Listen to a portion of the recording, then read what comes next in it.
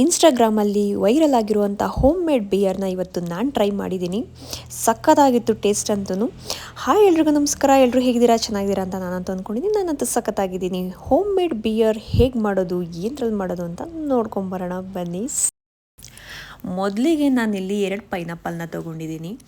Pineapple actually ಹಣ್ಣಾಗಿದ್ದರೆ ತುಂಬ ಚೆನ್ನಾಗಿರುತ್ತೆ. ನನಗಷ್ಟು ಹಣ್ಣು ಸಿಕ್ಕಲಿಲ್ಲ, ಹಾಗಾಗಿ ಸ್ವಲ್ಪ ಮೀಡಿಯಮ್ ಹಣ್ಣು ತೊಗೊಂಡಿದ್ದೀನಿ. ಚೆನ್ನಾಗಿ ವಾಶ್ ಮಾಡಿಕೊಂಡು ಒಂದು 4ರಿಂದ 5 ಸರಿ ವಾಶ್ ಮಾಡಿ ಇಟ್ಕೊಂಡಿದ್ದೀನಿ. ಮತ್ತು ಸಿಪ್ಪೆನ ತೆಕ್ಕೊತಾ ಇದ್ದೀನಿ. ಪೈನಾಪಲ್ದು 2 ಪೈನಾಪಲ್ದು ನೀಟಾಗಿ ಸಿಪ್ಪೆನ ತೊಕ್ಕೊಂಡು ಇಟ್ಕೊತಿದ್ದೀನಿ. ಚಿಕ್ಕದಾಗಿ ಕಟ್ ಮಾಡಿದ್ರು ಸರಿ, ಇದು ಹಾಗೇ ಹಾಕಿದ್ರೂ ಸರಿ. ನಾನಿಲ್ಲಿ ಸ್ವಲ್ಪ ಚಿಕ್ಕದಾಗೇ ಕಟ್ ಮಾಡ್ಕೊತಾ ಇದ್ದೀನಿ, ಯಾಕಂದರೆ ಸ್ವಲ್ಪ ಅದರದ್ದು ಸತ್ವ ಬಿಡೋದು ಚೆನ್ನಾಗಿ ಬಿಡುತ್ತೆ ಅಂತ ಚಿಕ್ಕದಾಗಿ ಕಟ್ ಮಾಡಿಕೊಂಡು ಇವಾಗ ನಾನೊಂದು ಡಬ್ಬಕ್ಕೆ ಹಾಕ್ತಾಯಿದ್ದೀನಿ. ನನ್ನ ಹತ್ರ ಗಾಜಿನ ಡಬ್ಬ ಇರಲಿಲ್ಲ ಅಷ್ಟು ದೊಡ್ಡದು, ಹಾಗಾಗಿ ನಾನು ಪ್ಲಾಸ್ಟಿಕ್ನೇ ಯೂಸ್ ಮಾಡ್ತಾಯಿದ್ದೀನಿ. ಪ್ಲಾಸ್ಟಿಕ್ನ ಯೂಸ್ ಮಾಡಬಾರ್ದು, ಗಾಜಿನರಲ್ಲಿ ಯೂಸ್ ಮಾಡಿದ್ರೆ ತುಂಬ ಒಳ್ಳೆಯದು. ನನ್ನ ಹತ್ರ ಇಲ್ದಲೇ ಇರೋದಕ್ಕೆ ನಾನು ಪ್ಲಾಸ್ಟಿಕ್ಕೇ ಯೂಸ್ ಮಾಡ್ತಾಯಿದ್ದೀನಿ.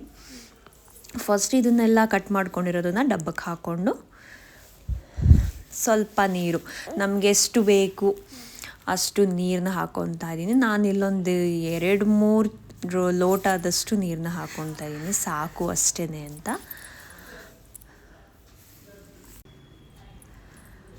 ಮತ್ತು ಇವಾಗ ನಾನಿಲ್ಲಿ 3 ಮೆಣಸಿನ್ಕಾಯಿ ಹಾಕ್ಕೊತಾ ಇದ್ದೀನಿ, ಮತ್ತು 2 ಚಕ್ಕೆ ಹಾಕ್ಕೊತಾ ಇದ್ದೀನಿ, ಮತ್ತು ಒಂದು 2 ಇಂಚು ಶುಂಠಿನ ಹಾಕ್ಕೊತಾ ಇದ್ದೀನಿ, ಮತ್ತು ಒಂದು ಸ್ವಲ್ಪ ಕಾಳು ಮೆಣಸನ್ನ ಹಾಕ್ಕೊತಾ ಇದ್ದೀನಿ.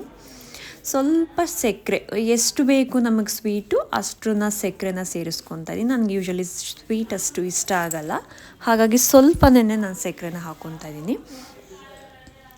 ಇವಾಗ ಒಂದು ಬಟ್ಟೆನ ಹಾಕಿಬಿಟ್ಟು ಅದು ಗಾಳಿ ಆಡದಿರೋ ಥರ ನಾನು ಅದ್ರದ್ದು ಮುಚ್ಚಳ ಏನಿದೆ ಅದನ್ನು ಕ್ಲೋಸ್ ಮಾಡಿ ಇಡ್ತಾಯಿದ್ದೀನಿ. ಸೊ ಇದನ್ನು ಹೇಗಿಡಬೇಕು ಅಂತ ಅಂದರೆ, ನೀರೆಲ್ಲೂ ಇಲ್ಲದಿರೋ ಜಾಗ, ಸ್ವಲ್ಪ ಗಾಳಿ ಆಡದಿರೋ ಜಾಗದಲ್ಲಿ ಇಟ್ಟರೆ ಏನೂ ಆಗಲ್ಲ ಅದು. ಹಾಗಾಗಿ ನಾನು ಶೆಲ್ಫ್ ಹತ್ರನೇ ಇಡ್ತಾಯಿದ್ದೀನಿ ಕೆಳಗಡೆ.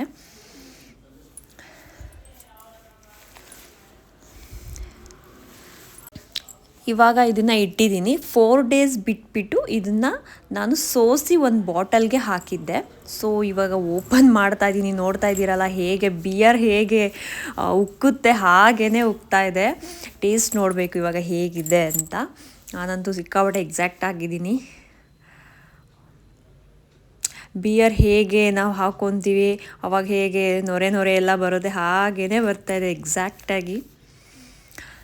ವಾವ್, ನೋಡೋಕ್ಕಂತೂ ತುಂಬಾ ಚೆನ್ನಾಗಿದೆ. ಸೊ ಟ್ರೈ ಮಾಡ್ತಾಯಿದ್ದೀನಿ. ಸಕ್ಕತ್ತಾಗಿದೆ ನಿಜವಾಗ್ಲೂ.